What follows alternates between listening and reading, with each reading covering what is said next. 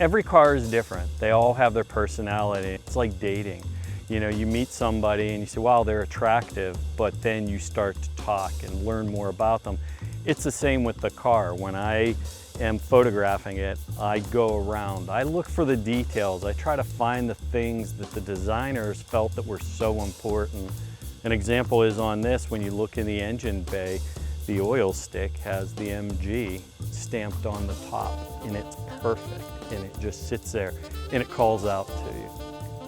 What called to automotive photographer David Saggio was this picturesque panorama of the 100-year-old Cape Cod airfield, complete with biplanes. What Jim Flynn say, start with a pretty subject, and you can't go wrong. Yeah.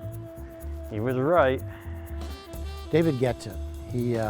He can look at a car and he understands the artwork, the subtlety, the contrast between paint and chrome, the fact that a car can look like it's in motion when it's standing still. Well, this also looks like it's moving.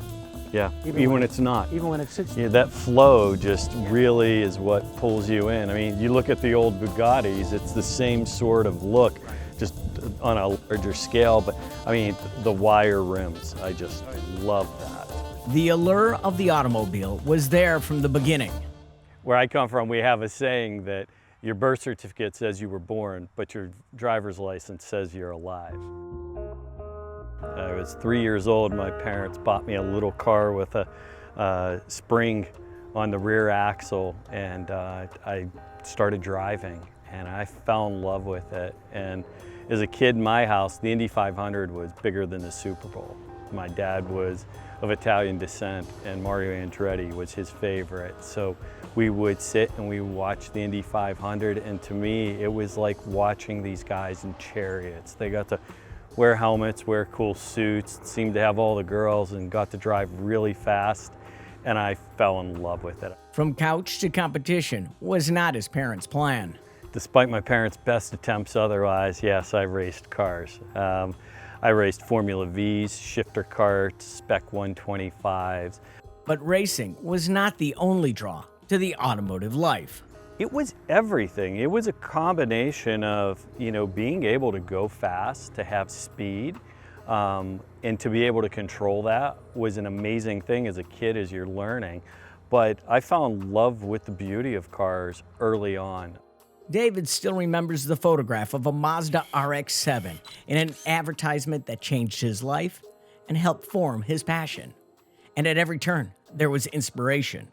When I was growing up in the 70s, car and driver, road and track, the photographers were fantastic. One individual in particular, John Lamb, was a big influence on my career. Every shot was art. It wasn't going into Photoshop and post-processing everything and faking motion. They actually did motion. I do it in the shot. I hate fake motion. It drives me crazy. I'm only going 3. 3? 3. I'm in trouble. They really created these beautiful photographs, and they placed the cars in environments where you could look at it, and in your head, you started to paint your own picture and your own story.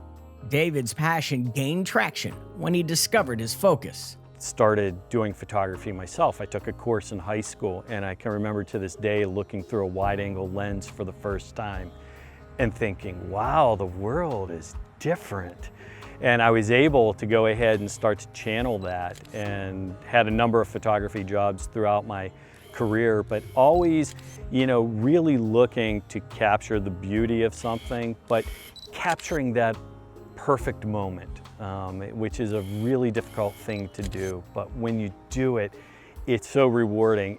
For me, you know, this car and others are pieces of art, and to be able to capture that expression in a sensitive, just beautiful way, that's the key.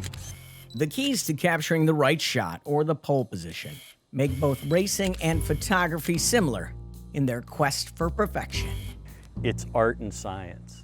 You understand what it takes to go fast, what to do mechanically, even to do physically, where to place the car on the track. But to do that and do it consistently and time after time, it's like ballet. When it's running right, it's the most wonderful, incredible feeling that there is, because you're doing it. You're in control and you know when you've done a perfect lap. And they're few and far between.